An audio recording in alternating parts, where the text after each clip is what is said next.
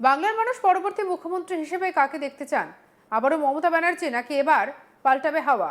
উঠে আসবেন শুভেন্দু অধিকারী? 2026-এর বিধানসভা ভোট যত এগিয়ে আসছে, এই প্রশ্ন তত জোরে ধাক্কা মারছে রাজ্যের রাজনীতিতে। আর সেই আবহেই প্রকাশ এসেছে একাধিক জনমত সমীক্ষা। সেই সমীক্ষা বলছে, লড়াই জমজমাট হলেও এখনও দৌড়ে এগিয়ে তৃণমূল কংগ্রেস। মুখ্যমন্ত্রীর পদের পছন্দের তালিকাতেও সবার ওপরে মমতা বন্দ্যোপাধ্যায়। কিন্তু ছবিটা কি এতটাই সরল? বিষয়টা কিন্তু নয়। তার নিচে লুকিয়ে আছে আরও জটিল রাজনৈতিক বার্তা। CNN নিউজ 18-এর ওপিনিয়ন পোল অনুযায়ী পশ্চিমবঙ্গের 48.5% মানুষ পরবর্তী মুখ্যমন্ত্রী হিসেবে মমতা ব্যানার্জিকে চান। অর্থাৎ প্রায় অর্ধেক উত্তরদাতা এখনও মনে করছেন বাংলার ক্ষমতার আসনে মমতাই সব থেকে গ্রহণযোগ্য মুখ। দীর্ঘদিনের শাসন, একের পর এক বিতর্ক, দুর্নীতির অভিযোগ, কেন্দ্র রাজ্য সংঘাত, চাকরি কেলেঙ্কারি, আইন শৃঙ্খলা নিয়ে বিরোধীদের লাগাতার আক্রমণ, এই সমস্ত কিছুর পরে এই সমর্থন কোনো ছোট ঘটনা নয়, বরং এটা স্পষ্ট করে দেয় মমতা ব্যানার্জির ব্যক্তিগত রাজনৈতিক গ্রহণযোগ্যতা এখনো বাংলার রাজনীতিতে সবথেকে শক্তিশালী ফ্যাক্টরগুলোর মধ্যে একটি। কিন্তু তার মানে এই নয় যে বিরোধীরা মাঠ ছেড়ে দিয়েছে। একই সমীক্ষায় দেখা যাচ্ছে বিজেপির শুভেন্দু অধিকারীকে মুখ্যমন্ত্রী হিসেবে পছন্দ করছেন 33.4% মানুষ। আর এই সংখ্যা যথেষ্ট তাৎপর্যপূর্ণ, কারণ পশ্চিমবঙ্গের রাজনীতিতে বিজেপির মুখকে এই প্রশ্ন বহুদিন ধরেই একটা দ্বিধা ছিল। দিলীপ ঘোষ, সুকান্ত মজুমদার, শুভেন্দু অধিকারী, একাধিক নাম ঘুরে বেড়ালেও জনমানুষের সব থেকে বেশি বিরোধী মুখ হিসেবে যে শুভেন্দুই উঠে এসেছেন, এই সমীক্ষায় যেন সেই বাস্তবতাকে শিলমোহর দিল। মমতার বিরুদ্ধে সরাসরি লড়াইয়ে তিনি এখন বিজেপির প্রধান অস্ত্র। আরও লক্ষ্য করার মতো বিষয় হলো, কংগ্রেস এবং বাম নেতৃত্ব এই দৌড়ে অনেকটাই পিছিয়ে। কংগ্রেসের অধীর রঞ্জন চৌধুরীকে মুখ্যমন্ত্রী হিসেবে দেখতে চান মাত্র 3.7% মানুষ। সিপিআইএমের মোহাম্মদ সেলিমকে চান 4.3% মানুষ। অন্যদিকে কাউকেই পছন্দ 4.9% মানুষ বলছেন যে অন্য কাউকে পছন্দ, আর 5.2% উত্তরদাতা এ নিয়ে কোনো মন্তব্য করতে চাননি। অর্থাৎ বাংলার মুখ্যমন্ত্রী পদের লড়াই কার্যত দুই মেরুতে এসে দাঁড়িয়ে, একদিকে মমতা বন্দ্যোপাধ্যায় আর অন্যদিকে শুভেন্দু অধিকারী। বাম কংগ্রেসের জন্য এ এক নির্মম রাজনৈতিক বাস্তবতা। একসময় যারা বাংলার ক্ষমতার কেন্দ্রে ছিল, আজ তারা মুখ্যমন্ত্রীর লড়াইয়ে প্রায় দর্শকের ভূমিকা। তবে মুখের লড়াই আর আসনের লড়াই এক জিনিস নয়, তাই সমীক্ষার দ্বিতীয় দিকটি আরও গুরুত্বপূর্ণ। নেটওয়ার্ক 18-এর ওপিনিয়ন পোল বলছে, আগামী বিধানসভা নির্বাচনে তৃণমূল কংগ্রেস পেতে পারে 184 থেকে 194টি আসন, বিজেপি পেতে পারে 98 থেকে 108টি আসন, অন্যরা পেতে পারে 3টি আসন।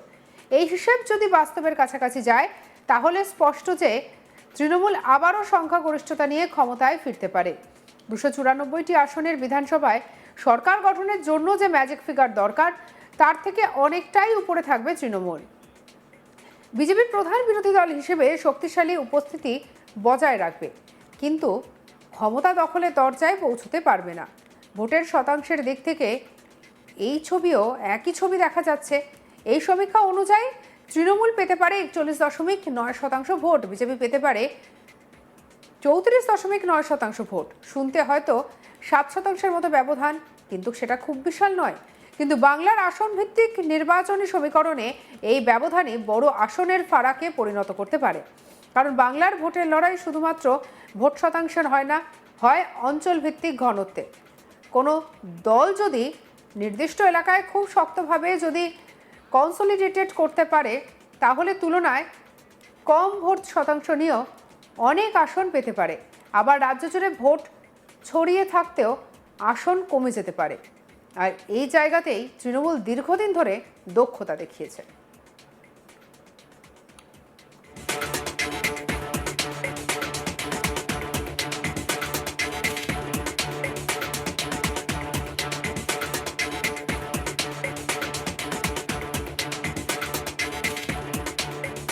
রাজ্য সরকারের পারফরমেন্স নিয়েও জনমত সমীক্ষায় কিছু গুরুত্বপূর্ণ ইঙ্গিত দেওয়া হয়েছে।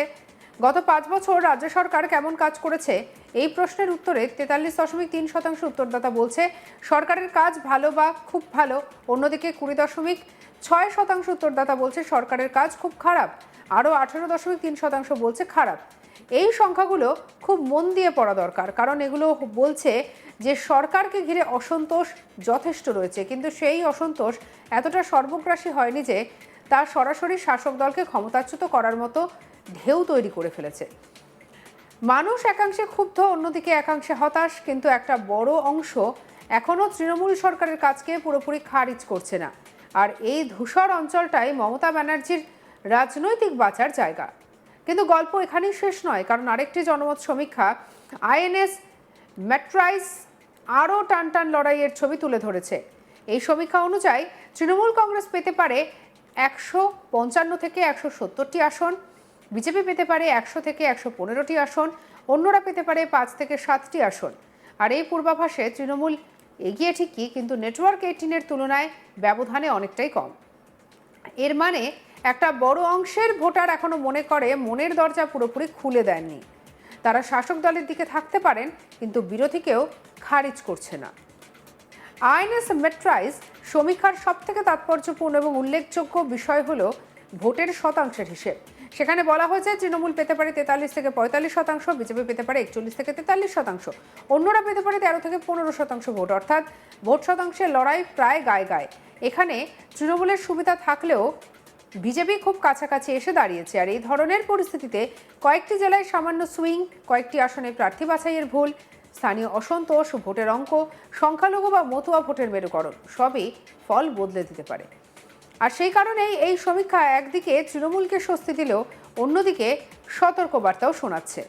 বাংলার রাজনীতি বুঝতে হলে শুধু সংখ্যা পড়লেই হবে না, সেই সংখ্যার পিছনে থাকা বার্তাও ধরতে হবে। মমতা ব্যানার্জি এখনও সবথেকে জনপ্রিয় মুখ কেন, তার উত্তর খুঁজতে গেলে দেখতে হবে তিনি কেবল একটি দলের নেত্রী নন, তিনি এক ধরনের রাজনৈতিক ইমেজ। বিরোধীরা যতই তাকে প্রশাসনিক ব্যর্থতা, দুর্নীতি বা দলীয় দখলদারির জন্য আক্রমণ করুক, সাধারণ মানুষের একাংশের কাছে তিনি এখনও লড়াকু নেত্রী, দিল্লির বিরুদ্ধে বাংলার মুখ, গরিবের পাশে থাকা একজন নেতা। লক্ষ্মীর ভাণ্ডার, দুয়ারে সরকার, স্বাস্থ্যসাথী, কন্যাশ্রী, রূপশ্রী, এই ধরনের প্রকল্পগুলো শুধু সরকারি স্কিম নয়, এগুলো তৃণমূলের সামাজিক ভিত্তিকে রাজনৈতিকভাবে সিমেন্ট করেছে। ফলে ক্ষোভ থাকলেও একটা অংশের ভোটার শেষ পর্যন্ত ভাবেন সব দোষ সত্ত্বেও বিকল্পকে। আর এই বিকল্পের জায়গায় উঠে আসছেন শুভেন্দু অধিকারী। বিজেপি যদি বাংলার সত্যিই ক্ষমতার স্বপ্ন দেখে, তাহলে সেই স্বপ্নের মুখ হিসেবে এখনও শুভেন্দুই সব থেকে গুরুত্বপূর্ণ। কারণ তিনি শুধু বিরোধী নন, তিনি একসময় তৃণমূলের ভিতরের লোক ছিলেন। ফলে মমতা অভিষেকের রাজনীতির বিরুদ্ধে তার আক্রমণ, ইনসাইড ইনফরমেশনের একটা আলাদা ওজন থাকে। নন্দীগ্রামে মমতার বিরুদ্ধে জয় পাওয়ার পর থেকেই তিনি নিজের রাজনৈতিক প্রোফাইল অন্য মাত্রায় নিয়ে গিয়েছেন। আর তার ভাষা আক্রমণাত্মক, সংগঠনের প্রতি বার্তা পরিষ্কার, আর তৃণমূলের বিরুদ্ধে ব্যক্তিগত লড়াইয়ের আখ্যানও তীব্র।